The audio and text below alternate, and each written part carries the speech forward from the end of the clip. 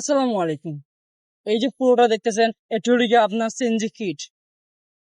যখন একটি গাড়ি আপনার তেল থেকে কিছু কনভার্ট করা হয়, যখন এটি মডিফাই করে সিএনজি কিটে লাগানো হয়। আর এই যে দেখতেছেন, এটি হলো গিয়ে আপনার সিএনজি মিটার। এখানে আপনি দেখতে পারবেন যে আপনার গাড়িতে গ্যাস কত পয়েন্ট আছে। গ্যাস যে আপনি কত পয়েন্ট আছে বুঝবেন কিভাবে? ওই দেখেন, আমার গাড়িতে বর্তমান 0 পয়েন্ট গ্যাস আছে। এদিকে দেখে যে জায়গায় যে কালো কাঁটাটা আছে, এদিকে আপনার আছে শূন্য।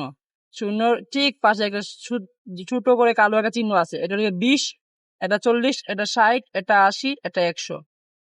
এভাবে আমাদের গ্যাস পয়েন্ট কাউন্ট করতে হবে, বুঝছেন? এরপরে আছে গিয়ে আপনার সিএনজি নজেল। এই যে এটা দেখতেছেন, এটা হলো গিয়ে সিএনজি নজেল। এটা খোলার পর আমরা এদিকে গ্যাস নিই। আর আমরা যদি গ্যাস বন্ধ করতে হয়, ধরেন কখনো আমরা যদি গ্যাস বন্ধ করতে চাই, আমরা এই যে একটা সুইচ দেখতেছেন, এটা আমরা এদিকে আমাদের just ডান দিকে ঘুরিয়ে ফেলবো, তাহলে আমাদের গাড়িতে গ্যাস একদম বন্ধ হয়ে যাবে। আবার যখন এটা ছাড়বো, তাহলে গ্যাস আবার চালু হবে, বুঝছেন? ধন্যবাদ। আসসালামু আলাইকুম।